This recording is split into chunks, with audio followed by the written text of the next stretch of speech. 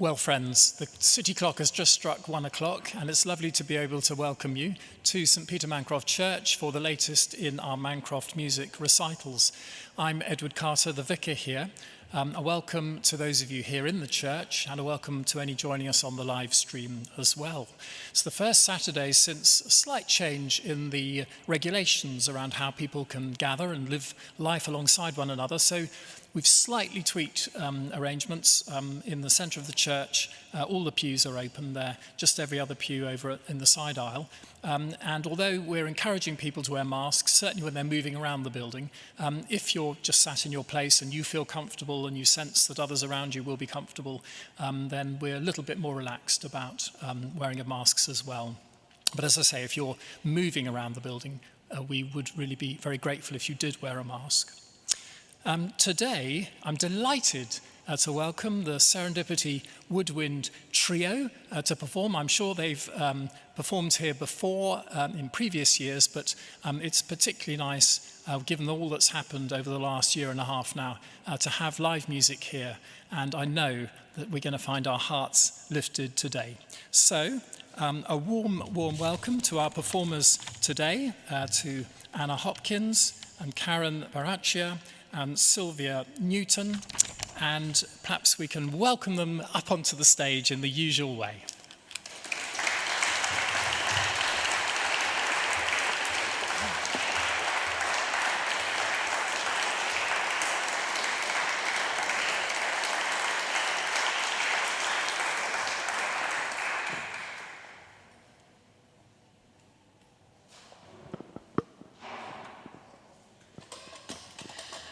Well, good afternoon, ladies and gentlemen. It is lovely to be back in St. Peter Mancroft.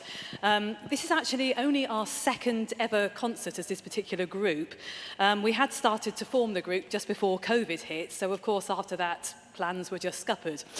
But last week we were very fortunate to be playing in Nelson's Church in Burnham Thorpe, which was a very small but beautiful little church.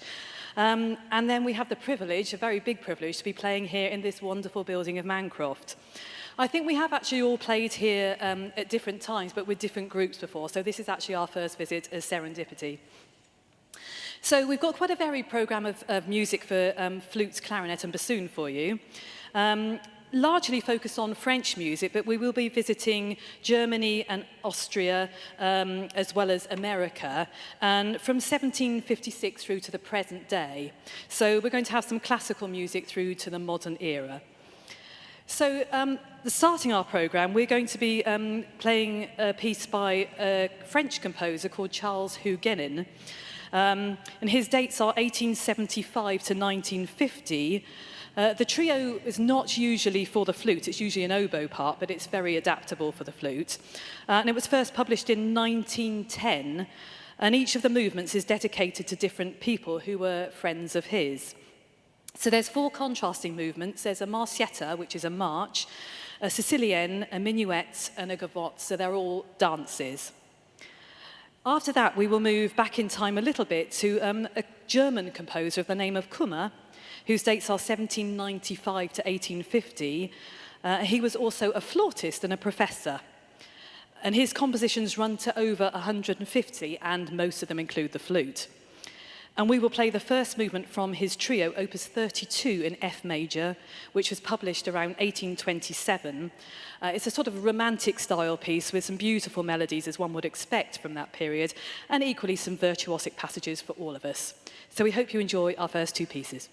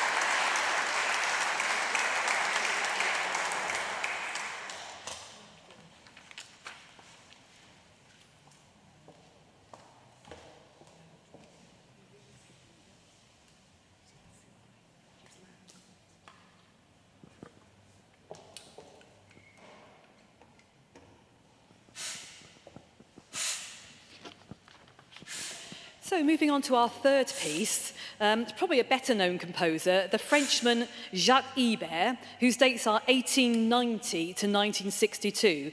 So more of the kind of modern era of classical music rather than the romantic of the first two composers you've just heard.